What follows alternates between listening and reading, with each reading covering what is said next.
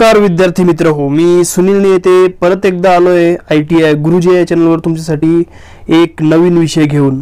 आजचं लेक्चर जसं की तुम्ही बघत आहात की मागच्या लास्ट जे लेक्चर आहेत त्याच्यामध्ये आपण ओव्हरहेड लाईन संबंधीचे जे महत्त्वाचे जे साधनं लागतात, जे साहित्य लागतं ओव्हरहेड लाईन मध्ये, ते इन्सुलेटर असो किंवा क्रॉस आर्म असो किंवा वेगवेगळ्या प्रकारचं वेगळं साहित्य। नंतर आपण बघितलं पोल, अगोदर पोल बघितले, मग क्रॉस आर्म बघितले, नंतर इन्सुलेटर बघितले।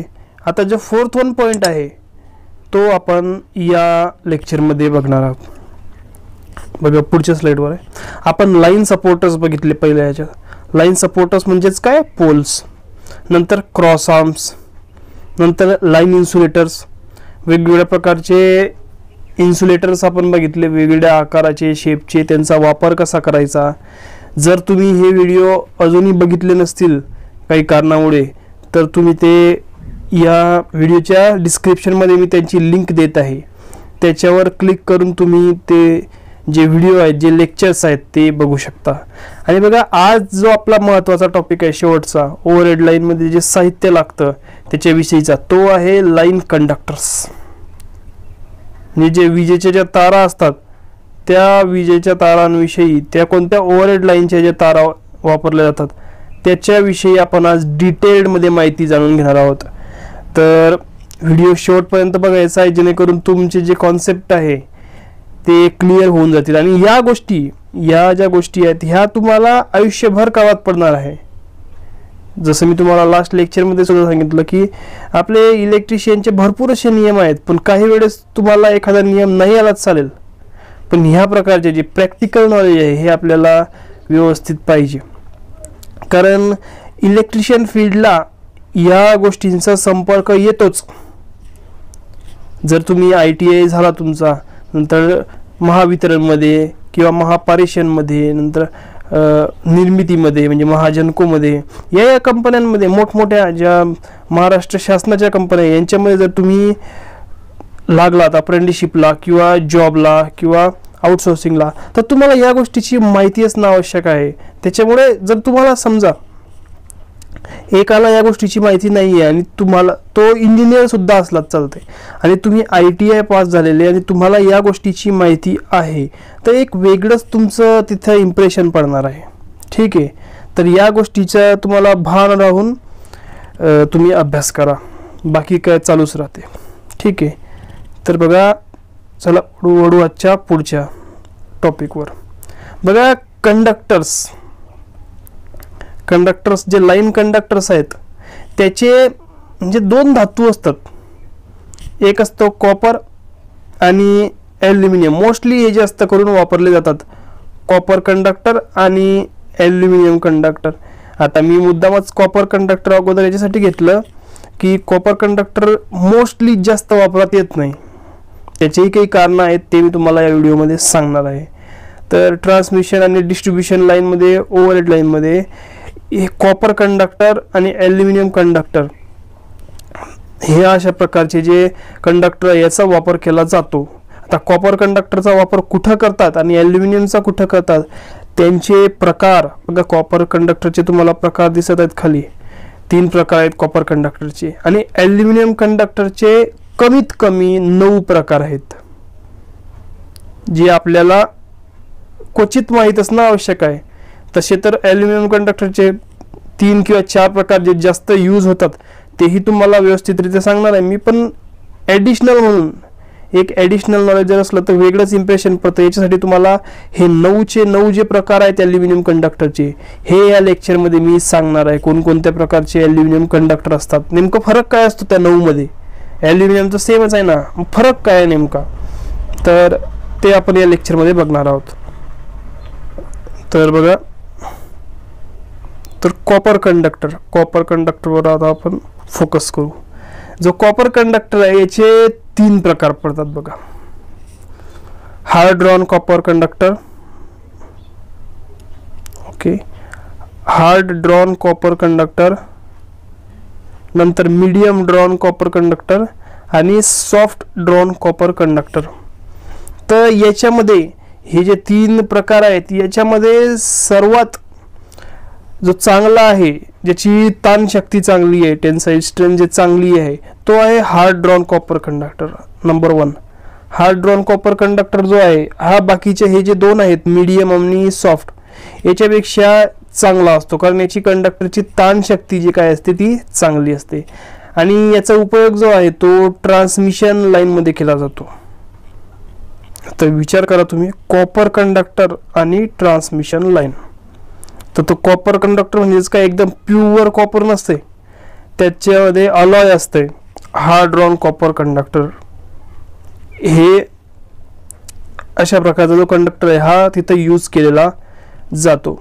आता सॉफ्ट ड्रॉन कॉपर कंडक्टर जो आहे याला एनिल्ड कॉपर कंडक्टर असं सुद्धा म्हणतात. एनिल्ड कोणाला? सॉफ्टला एनिल्ड कॉपर कंडक्टर असं सुद्धा म्हणतात. आणि जो मूळ कॉपर जो आहे त्याच्यापेक्षा 66% कमी असते याची, जे कॉपर आहे याची हार्ड ड्रॉन कॉपरची जी वीज वहन क्षमता आहे, जे कंडक्टिव्हिटी आहे ती जी आहे ती काय आहे 66% जी आहे ती कमी असते हार्ड ड्रॉन कॉपरची. आणि अजून एक फॅक्ट असा की याची जी ताण शक्ती आहे, ताण शक्ती जी आहे ती सुद्धा कमी असते आणि त्याचं पर्सेंटेज सुद्धा 66%च आहे. आता हा जो हार्ड ड्रॉन कॉपर कंडक्टर आहे हा सेकंडरी डिस्ट्रीब्युशन लाईन आणि सर्व्हिस लाईन मध्ये जास्त करून वापरला जातो. सेकंडरी डिस्ट्रीब्युशन लाईन आणि सर्व्हिस लाईन याच्यामध्ये वापरला जातो. आता सर्व्हिस लाईन म्हणजेच काय, पोल पासून, विजेच्या खांबापासून तर आपल्या मीटर पर्यंत जी लाईन आलेली असते त्याला सर्व्हिस लाईन म्हणतात. तर त्या लाईन मध्ये कॉपर कंडक्टरचा वापर केला जातो. तर बघा, हार्ड ड्रॉन कॉपर कंडक्टर विषयी थोडं अजून डिटेल मध्ये घेऊ माहिती. हा जो हार्ड ड्रॉन कॉपर कंडक्टर आहे याची कंडक्टिव्हिटी कशी असते, हाय असते. आणि गुड टेन्साईल स्ट्रेंथ म्हणजे याची ताण शक्ती काय असते ही चांगली असते. हाय लाईफ, याची लाईफ जी आहे म्हणजे त्याचं जो जीवन आहे ते जास्त काळापर्यंत हा जो तार आहे, हा जो कॉपर कंडक्टर आहे हा धरतो म्हणजे टिकून राहतो. आणि वेदर रेजिस्टिंग प्रॉपर्टीज म्हणजे वातावरणाचा त्याच्यावर परिणाम होत नाही, होतही असेल तर एकदम कमी, बाकीच्या जे कंडक्टर आहेत त्याच्यापेक्षा कमी होतो. तर अशा प्रकारे हा आहे हार्ड ड्रॉन कॉपर कंडक्टर. आता इथे एक इमेज दिसत आहे बघा तुम्हाला, where copper alloy ads value. म्हणजे हे जे कॉपर कंडक्टर्स आहेत यांचा नेमका वापर कुठं होतो. आता बघा, आता तुम्ही म्हणसान जर ओव्हरहेड लाईनमध्ये जर कॉपर कंडक्टर वापरले तर त्याचे काही फायदे आहे, काही नुकसान पण आहे. फायदा काय आहे की आपल्याला माहित आहे की जो कॉपर आहे Cu आणि ॲल्युमिनियम आहे Al, तर कॉपरची जी कंडक्टिव्हिटी आहे म्हणजे वीज वाहून नेण्याची क्षमता ही ॲल्युमिनियमपेक्षा जास्तच आहे कधी, बरोबर. तर म्हणून कॉपरचा वापर व्हायला पाहिजे.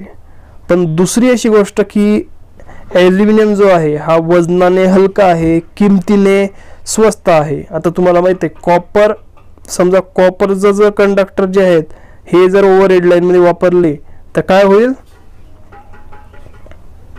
होईल, लाईट राहील बाजूला आणि ते कॉपरचे कंडक्टर चोरी होण्याचा जास्त करून धोका राहतो, कारण खूप महाग असते. सध्या 700-800 रुपये भाव चालू आहे.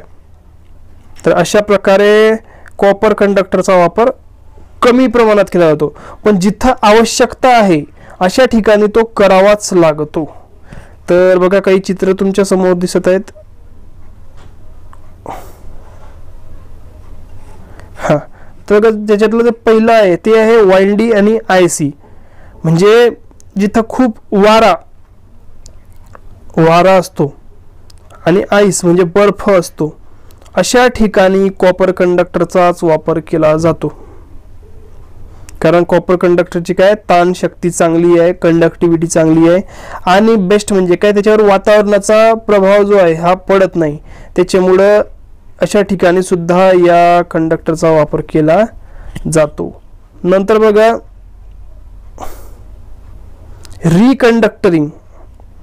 रिकंडक्टरिंग करताना सुद्धा या कॉपर कंडक्टरचा वापर केला जातो.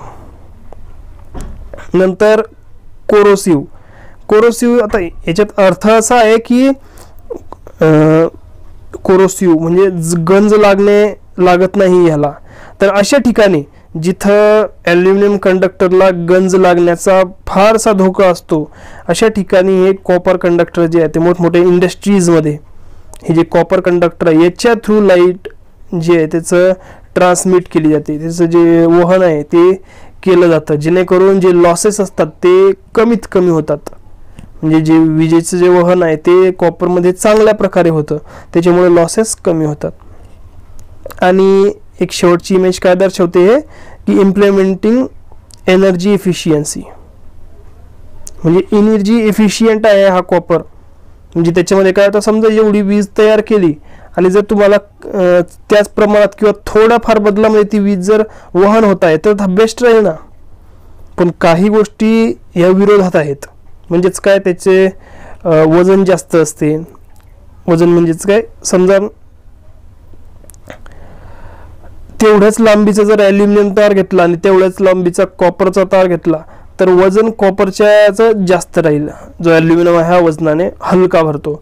नंतर टेन्साइल स्ट्रेंथ जी आहे ती चांगली आहे, याची कंडक्टिव्हिटी चांगली आहे. ह्या गोष्टी तर आहेच, पण त्याची किंमत महाग आहे. बघा आता किमतीला महाग असल्यामुळे तो परवडत नाही. आणि दुसरी गोष्टही सांगितली मी तुम्हाला की चोरी जाण्याचा धोका असतो. ठीक आहे, तर अशा प्रकारे हा कॉपर कंडक्टर आहेत. बघा आता हे ॲल्युमिनियम कंडक्टर बघा, जसं मी तुम्हाला सांगितलं की जे ॲल्युमिनियम कंडक्टर आहेत याचे 9 प्रकार आहेत आणि 9चे 9 तुम्हाला एक्सप्लेन करणार आहे. तुम्हाला मोस्टली जास्तीत जास्त तुम्ही हा ऐकला असेल कॉपर कंडक्टर याच्यातला, ॲल्युमिनियम कंडक्टरमध्ये ACSR कंडक्टर काय असतो. बाकी हे जे आहेत हे तुमच्यासाठी नवीन आहे. स्ट्रँडेड एक ऐकला असेल फर्स्ट इयरला. ठीक आहे, हे 2 शब्द जे आहेत तुमचे ओळखीचे वाटत आहेत, बाकी सगळे जे आहेत ते नवीन आहेत. तर याचा आपण 1 बाय 1 अभ्यास करणार आहोत, जेणेकरून तुम्हाला प्रत्येक जी गोष्ट आहे ही डिटेलमध्ये आणि व्यवस्थितरित्या समजेल. तर चला नेक्स्ट टॉपिककडे. आता बघा aluminium conductors, types of aluminium conductor. तर पहिला प्रकार कोणता आहे, सॉलिड कंडक्टर. जसं की त्याच्या नावामध्येच आहे सॉलिड, म्हणजे त्याच्यामध्ये कोणत्याही प्रकारचा पोकळ भाग, म्हणजे आपण त्याला काय म्हणतो हॉलो भाग, व्हॅक्यूम म्हणजे नळी टाईप किंवा पाईप टाईप तसं नसते. त्याच्यामुळं हा जो आहे हा भरीव, सॉलिडला आपण मराठीत भरीव सुद्धा म्हणतो, तर हा पूर्ण काय आहे भरीव कंडक्टर आहे, म्हणून याला सॉलिड कंडक्टर असं म्हणतात. तर हा जो सॉलिड कंडक्टर आहे याचा जो वापर आहे हा मोस्टली सबस्टेशनमध्ये जे बस बार्स असतात त्याच्यामध्ये केला जातो. तुम्हाला एका इमेजच्या सहाय्याने सुद्धा दर्शवतो. बघा हे सबस्टेशनमध्ये जे बस बार्स आहेत, बस बार दिसत आहेत का, हे सबस्टेशनमध्ये जे बस बार्स आहेत त्याच्यासाठी या सॉलिड कंडक्टरचा वापर केला जातो. आता ओव्हरहेड लाईनचे कंडक्टर म्हणजे नुसते जे वहन करण्यासाठी पोल टू पोल जी लाईन दिसते आपल्याला तेच नसतात. सबस्टेशनमध्ये सुद्धा वेगवेगळ्या प्रकारचे कंडक्टर, ते पण ओव्हरहेड लाईनच आहे ना, त्याचाच एक भाग आहे. ठीक आहे, तर त्याचा सुद्धा आपल्याला माहिती असणं आवश्यक आहे. तर हे जे सॉलिड कंडक्टर्स आहेत हे इथं बसबार म्हणून यूज केला जातो याचा. आणि हे जे आहे सॉलिड कंडक्टर हे सुटेबल फॉर शॉर्ट लेंथसाठी, म्हणजे जास्त अंतरापर्यंत नाही, कमी अंतरापर्यंत हे जे बसबार आहेत हे सुटेबल आहेत. तर अशा प्रकारे हे आहेत सॉलिड कंडक्टर्स. सो नेक्स्ट बघा हॉलो कंडक्टर. जसं की तुम्हाला सांगितलं मी, हॉलो म्हणजेच काय पोकळ. इथं बघा हा जो भाग आहे हा काय पोकळ आहे, म्हणजे व्हॅक्यूम म्हणतो आपण, हॉलो नळी टाईप. तर अशा प्रकारचे जे कंडक्टर आहे हॉलो कंडक्टर हे सुद्धा सबस्टेशनमध्ये बसबार साठीच वापरले जातात. आणि हे सुद्धा शॉर्ट लेंथसाठीच, म्हणजे कमी अंतराचे जे बसबार असतात तिथंच हे वापरले जातात. आणि एका फोटोच्या साहाय्याने तुम्हाला दाखवतो बघा. अशा प्रकारे हे जे बसबार आहे तुम्हाला दिसत आहेत हे ओके हॉलो कंडक्टर. सबस्टेशन मध्ये बसबार म्हणून याचा वापर केला जातो आणि शॉर्ट लेंथ बसबार साठी याचा जास्त करून वापर होतो. आणि का होतो? कारण याचं जे कूलिंग रेट आहे ते बेटर आहे कशापेक्षा, जो सॉलिड कंडक्टर आहे त्याच्यापेक्षा. त्याच्यामुळे विशेष ठिकाणी याचा वापर जो आहे हॉलो कंडक्टरचा हा केला जातो. काही अडचण असल्यास मला कमेंट बॉक्समध्ये तुम्ही कमेंट करून किंवा तुमचा प्रश्न विचारून सांगू शकता. त्याचं मी उत्तर जे आहे पुढच्या व्हिडिओमध्ये, नेक्स्ट व्हिडिओमध्ये नक्की सांगेल. ठीक आहे. तर बघा, नेक्स्ट जो ॲल्युमिनियम कंडक्टर आहे तो आहे स्ट्रँडेड कंडक्टर. जसं की आपल्याला माहिती आहे की कंडक्टरचे जे आकार आहे त्याच्यावरून त्याचे दोन प्रकार पडतात. एक आहे सॉलिड आणि एक आहे स्ट्रँडेड. आपण फर्स्ट इयरला शिकलोय. तर सॉलिड म्हणजे काय, ज्याच्यामध्ये एकच तार असतो, म्हणजे एकच कंडक्टर असतो. आणि स्ट्रँडेड म्हणजेच काय, हे बघा इथे दिसत आहे, अनेक जे कंडक्टर्स असतात त्याच्यापासून एक बनलेला असतो, त्याला म्हणतो आपण स्ट्रँडेड. तर हा आहे स्ट्रँडेड कंडक्टर. आता हा जो स्ट्रँडेड कंडक्टर आहे हा अनेक कंडक्टर, अनेक सॉलिड कंडक्टर पासून बनलेला असतो. आणि याचं एक वैशिष्ट्य म्हणजे हा जो आहे याला आपण बेंड करू शकतो, म्हणजे वाकवू शकतो, रोल करू शकतो. म्हणजे याला गोलाकार किंवा कर्व असा आकारामध्ये सुद्धा आपण याला लावू शकतो, इन्स्टॉल करू शकतो. जेव्हा आपण जी ओव्हरहेड लाईनची जी वायर आहेत, म्हणजे हा जो कंडक्टर आहे याची जी ओढणी करतो, ओढणी मीन्स त्याला आपण इन्स्टॉल करतो एका पोलवरून दुसऱ्या पोलवर. जेव्हा हा कंडक्टर जो आहे हा आपण टाकतो तर तेव्हा काय असतो, याला बेंड करायला, म्हणजे एक इन्सुलेटरला इथे बेंड करावं लागतं तेव्हा, आणि रोल करायला ते सोपं जातं.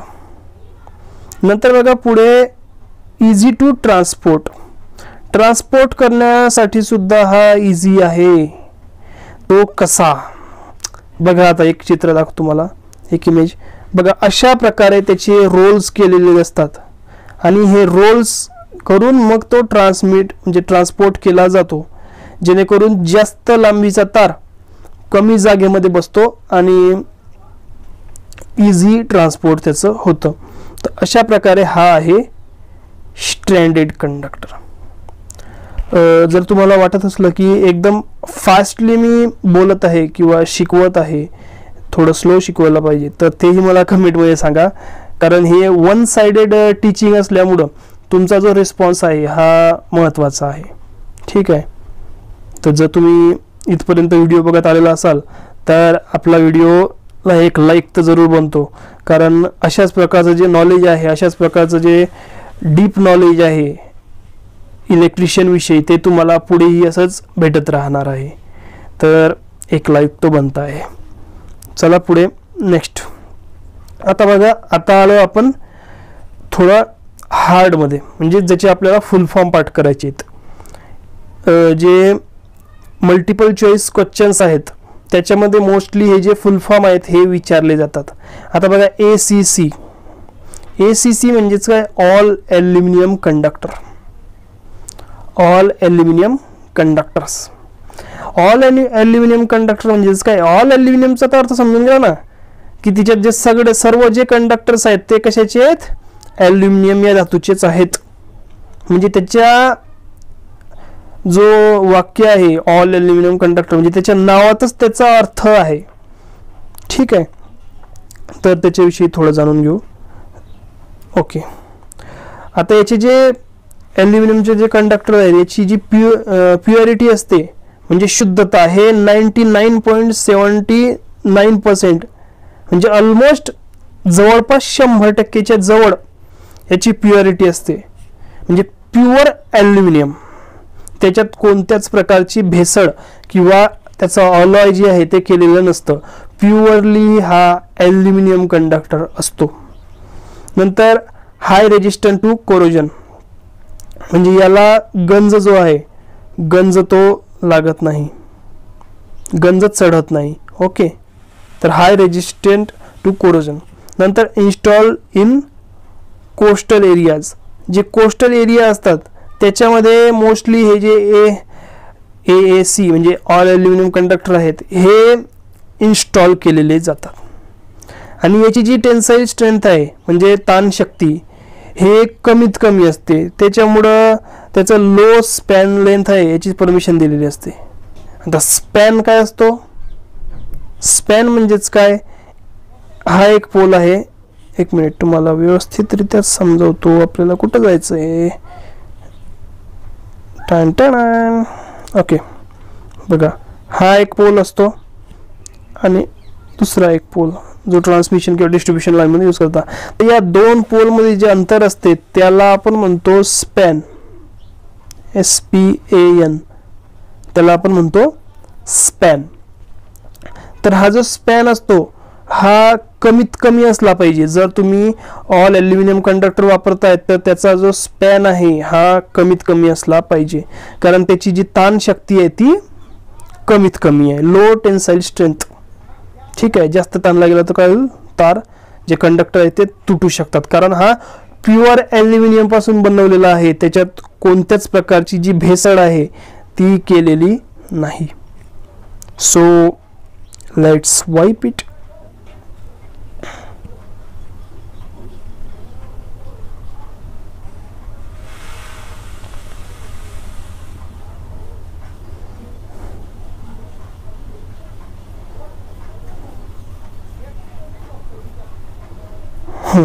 Okay, so the next one is बघा, अरे बापरे, बघा आता नावात AAC,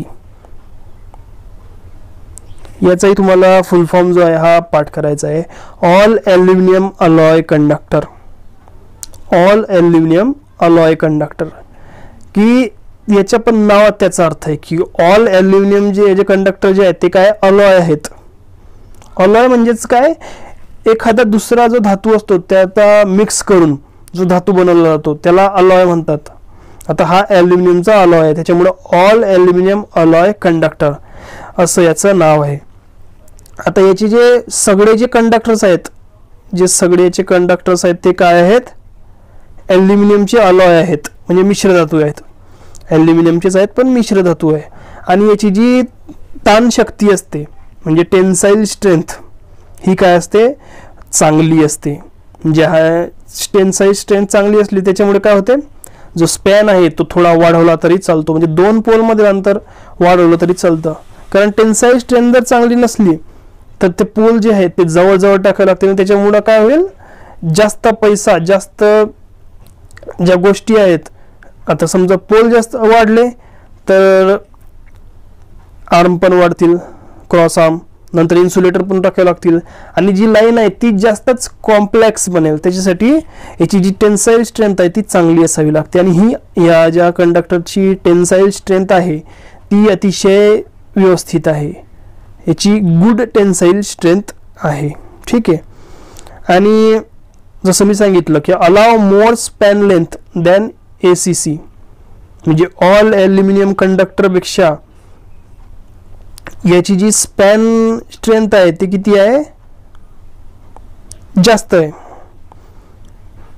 जसं मी तुम्हाला सांगितलं की ऑल ॲल्युमिनियम कंडक्टरचा जो स्पॅन आहे म्हणजे दोन पोलमध्ये अंतर ते कमी तर असते, पण AAC म्हणजे ऑल ॲल्युमिनियम अलॉय कंडक्टर याचं जे दोन पोलमध्ये अंतर आहे ते काय आहे, जास्त असू शकते, कारण जास्त त्याची टेन्साईल स्ट्रेंथ काय आहे, चांगली आहे.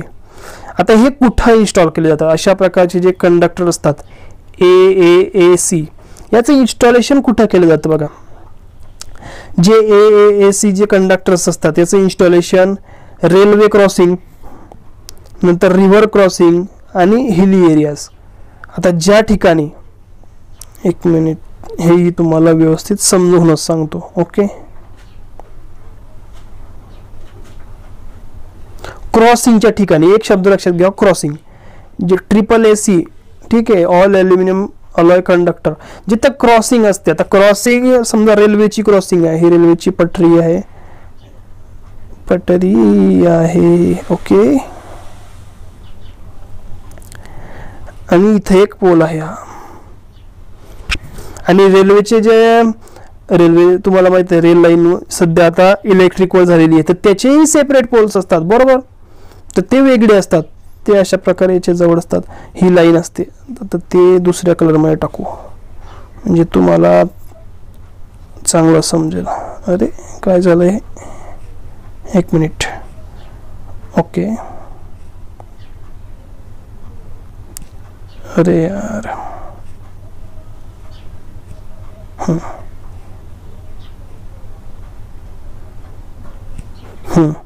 हे रेल्वेची पटरी म्हणजे रेड रेल्वेचे रूळ, ठीक आहे. नंतर हा जो पोल आहे आणि हा जो पोल आहे, ही जी लाईन आहे ही रेल्वेची लाईन, जी रेल्वे लाईन ज्याच्यामधून रेल्वेला सप्लाय भेटतो, सध्या इलेक्ट्रिकवर झालेला आहे, ठीक आहे. तर याच्या वरतून सुद्धा क्रॉसमध्ये जायला जागा पाहिजे, कारण एखादी जर लाईन या रेल्वेच्या लाईनच्या वरतून आपल्याला न्यायची असली तर मग त्या ठिकाणी काय असते, उंचीचे जास्त उंचीचे पोल किंवा मोस्टली छोट्या साईजचे जे टॉवर असतात ते लावले जातील म्हणजे अशा ठिकाणी. आणि तिथं हे कंडक्टर जो आहे, आता कंडक्टर रेड कलर, ओके, तर तिथं ऑल ॲल्युमिनियम अलॉय कंडक्टरचा वापर केला जातो, जेणेकरून त्याचं काय जो स्पॅन आहे म्हणजे दोन पोलमधील अंतर ते जास्त असते आणि टेन्साईल स्ट्रेंथ म्हणजे ताणशक्ती पण चांगली असल्यामुळे तुटण्याचा धोका नसतो. तर हे झालं एक उदाहरण. दुसरा बघा,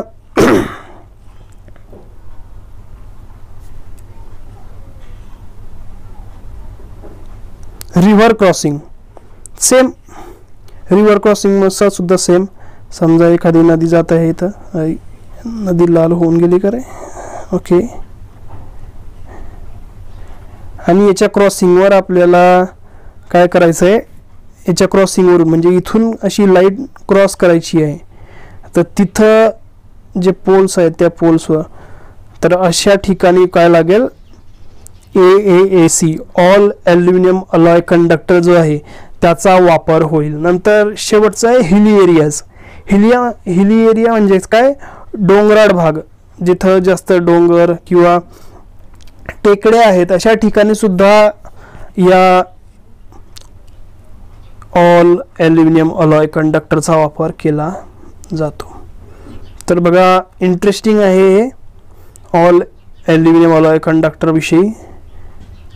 तर मला कमेंट बॉक्समध्ये सांगा की याच्या अगोदर तुम्हाला ही जी गोष्ट होती ऑल ॲल्युमिनियम अलॉय कंडक्टर विषयीची, त्याचा वापर, नंतर त्याच्याविषयी थोडंसं जे माहिती मी सांगितली, तर ते तुम्हाला अगोदर माहीत होती का? जर माहीत असेल तर येस म्हणा, माहीत नसेल तर नो म्हणा, ठीक आहे.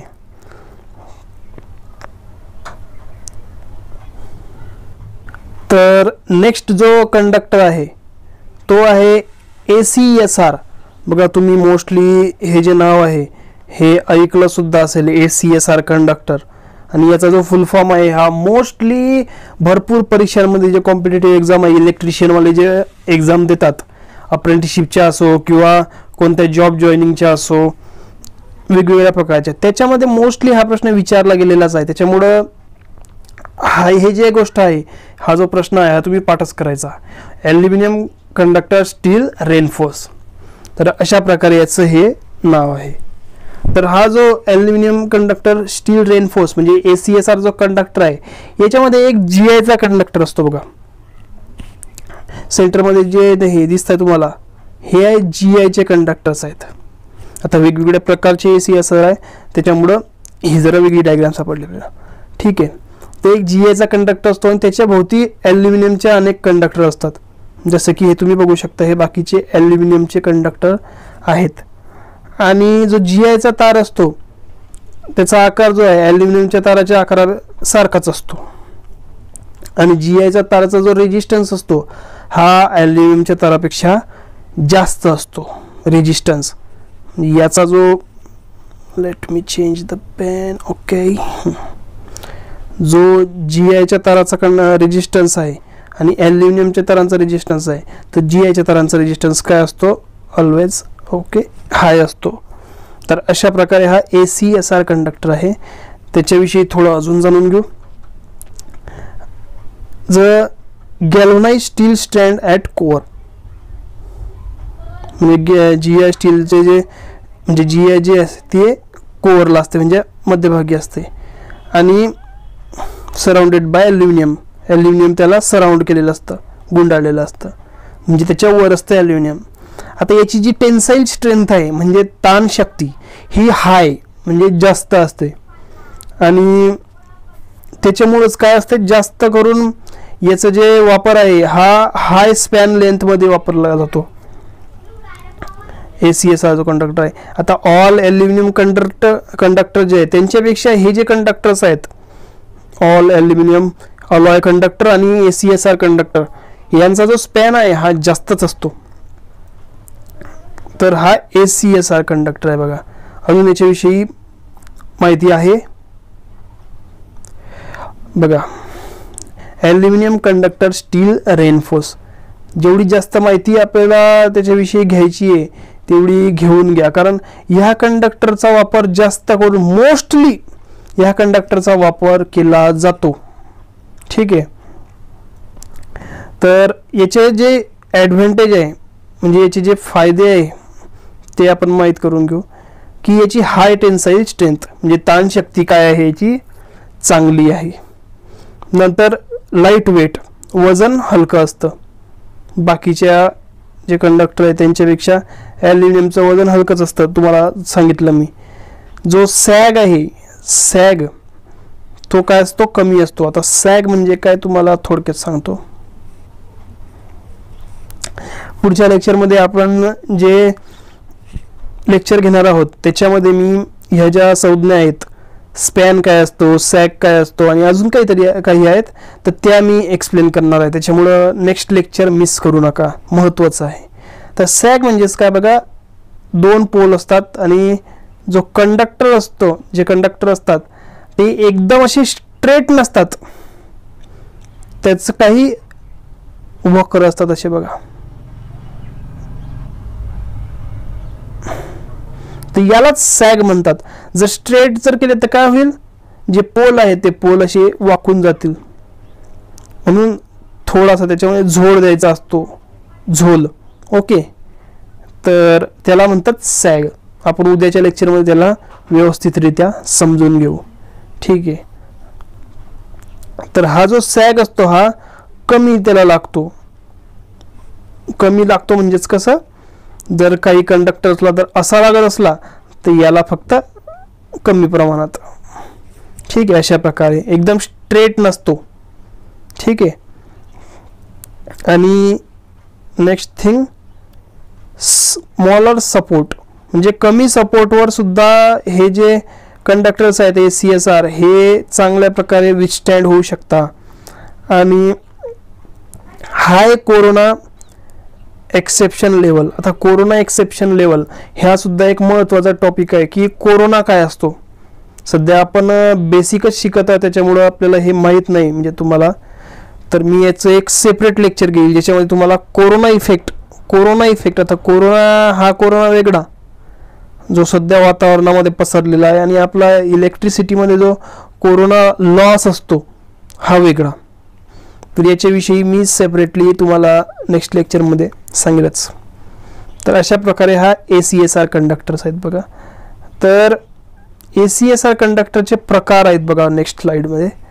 ACSR कंडक्टरचे प्रकार बघा. अशा प्रकारे जर असेल ACSR कंडक्टर, म्हणजे त्याच्यात कमी कंडक्टर्स असतील, तर त्याचा जो वापर आहे तो 3366 kV आणि 300 एम्पियर या कपॅसिटीच्या व्होल्टेज आणि करंटसाठी व च्या वहनासाठी केला जाईल. आणि जर अशा प्रकारे असला, थोडा जाड असला, तर त्याला 66 किंवा 132 kV आणि 480 एम्पियर या कपॅसिटीच्या व्होल्टेज आणि करंटच्या वहनासाठी म्हणजे पॉवरच्या वहनासाठी थोडक्यात या कंडक्टरचा वापर केला जाईल. नंतर अशा प्रकारच्यासाठी 22 kV 735 एम्पियर आणि शेवटचा 220 400 kV 800 एम्पियर. तर अशा प्रकारे हे जे कंडक्टर्स आहेत त्याच्या ACSRचे टाईप आहेत. म्हणजे कमी व्होल्टेज जर वाहून न्यायचं असलं तर काय म्हणतो आपण त्याला कमी कंडक्टर असलं, तर जर हाय व्होल्टेज जास्त व्होल्टेज वाहून न्यायचं असलं, ट्रान्समिट करायचं असलं हाय ट्रान्समिशन टॉवर लाईन थ्रू, तर जास्त जाड जो कंडक्टर आहे ACSR ते वापरले जातात. म्हणजे त्याचं जे जाडी आहे डायमीटर ते टोटल याचं जास्त वाढते. ठीक आहे, आता याचा एवढा आहे तर याचा एवढा झाला, नंतर जास्त. तर याच्यामुळे काय होतं, जी कंडक्टिव्हिटी आहे ती चांगली होते. म्हणजे हाय व्होल्टेज जर झालं तर त्याच्यावर काही परिणाम होत नाही. तर अशा प्रकारे हे ACSR कंडक्टर्स आहेत. आणि बघा याला नावं पण दिलेले आहेत. जर असं छोट्या प्रमाणावरचा असला, कमी कंडक्टर्स असले तर त्याला डॉग ACSR कंडक्टर्स म्हणतात. नंतर याला पॅन्थर म्हणजे बिबट्या, चित्ता. ठीक आहे, याला झेब्रा आणि याला मूस. तर अशा प्रकारे त्याला नाव सुद्धा दिलेले आहेत. आणि यांची बघा करंट कॅरिंग कपॅसिटी दिलेली आहे.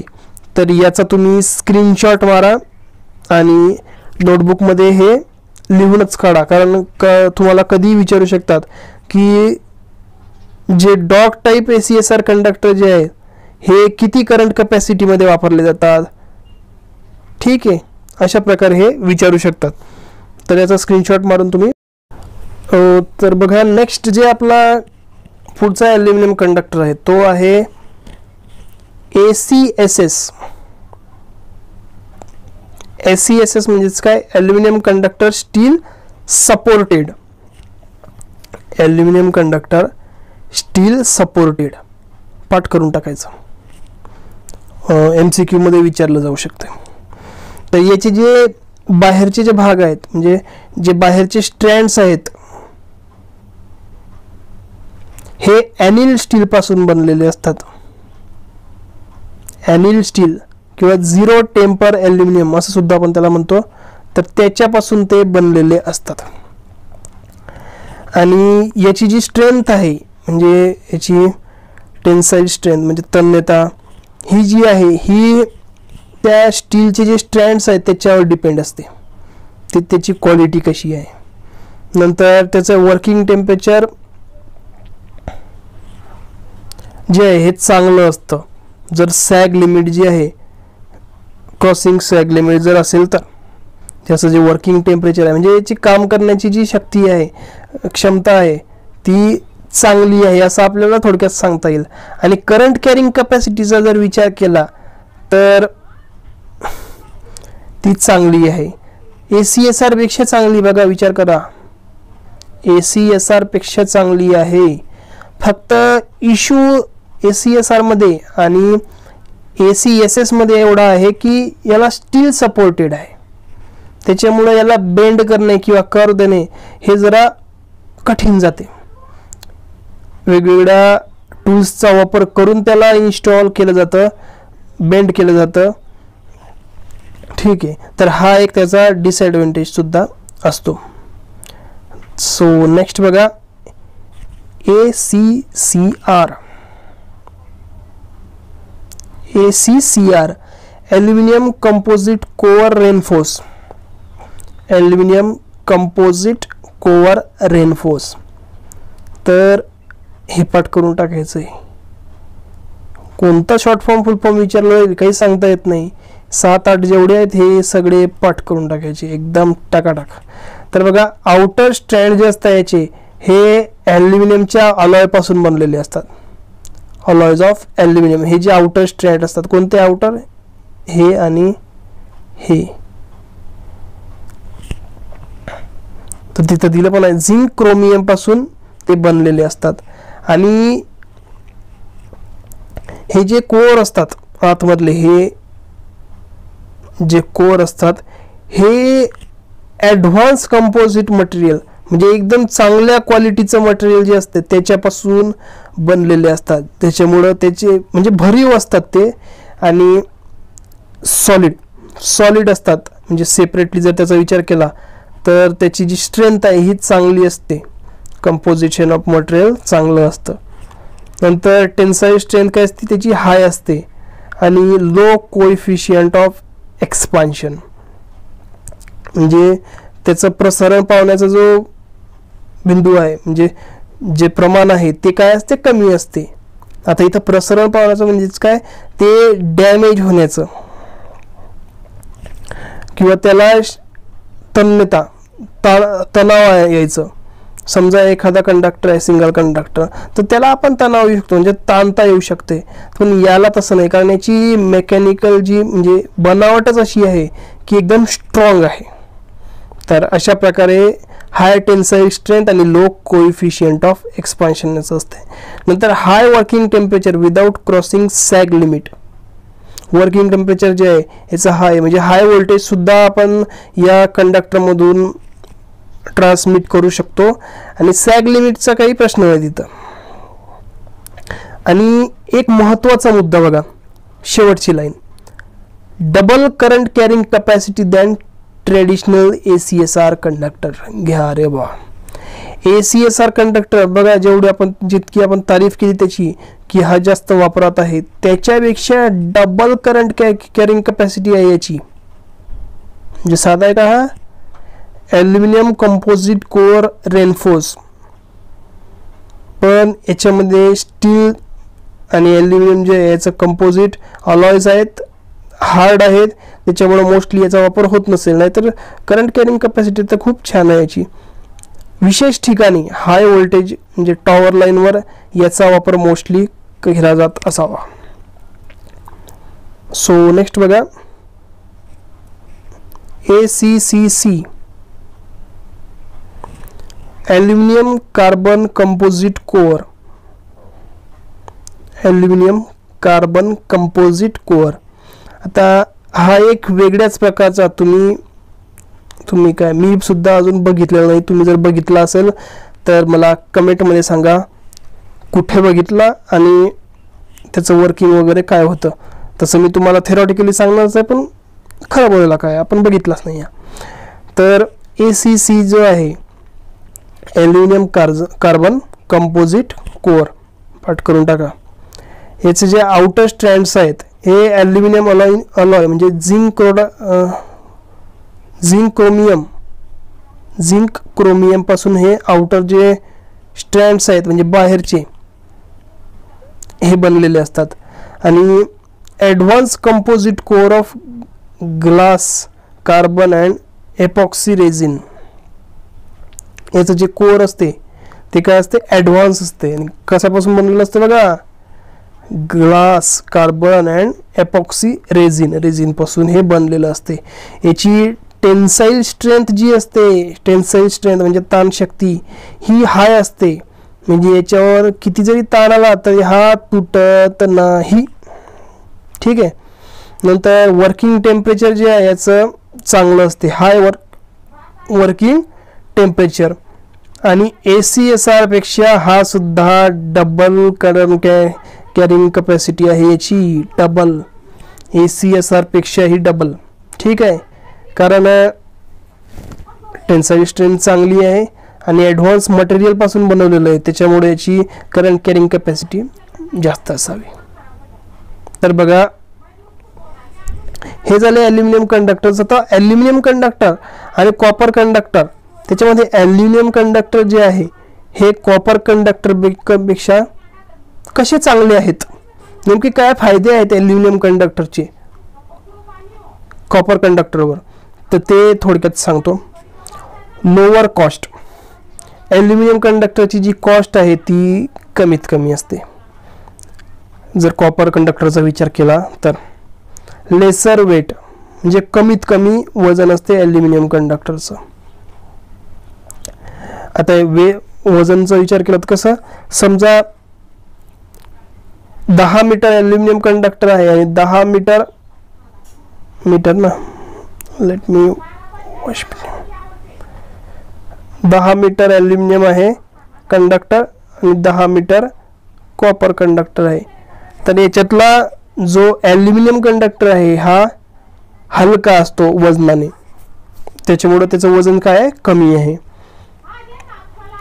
आणि लार्जर डायमीटर, जास्त जाडीच्या याच्यात अवेलेबल आहे हा ॲल्युमिनियम कंडक्टर.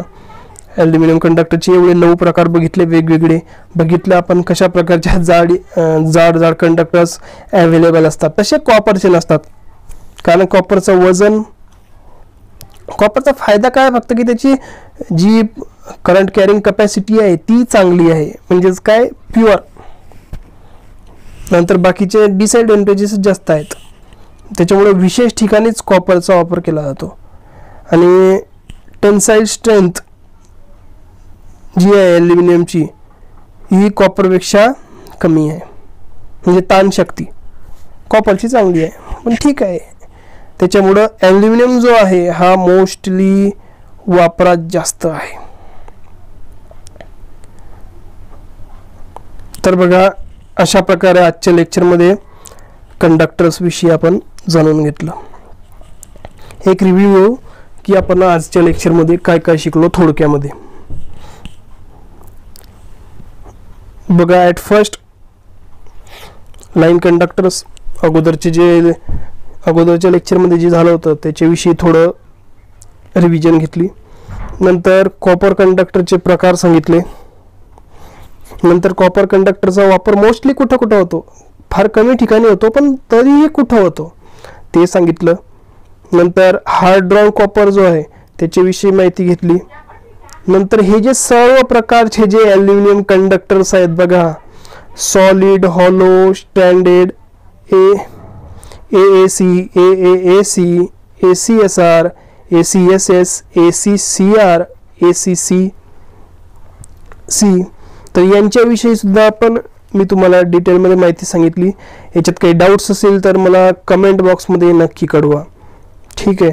आणि अशा प्रकारे या कंडक्टर जे आहेत याचा वापर कुठं होतो, आकार कसा असतो, थोडंसं डिटेलमध्ये तुम्हाला सांगण्याचा प्रयत्न केला. तर आजच्या लेक्चरमध्ये फक्त एवढंच.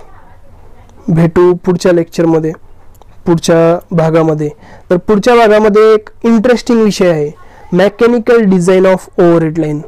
आता ओव्हरहेड लाईनमध्ये काय काय असतं ते तर आपल्याला माहीत आहे, पण त्याची जोडणी डिझाईन कसं असतं नेमकं मेकॅनिकल डिझाईन त्याचं, तर त्याच्याविषयी आपण जाणून घेणार आहोत. त्याच्याविषयी मी ते तुम्हाला सांगणार आहे.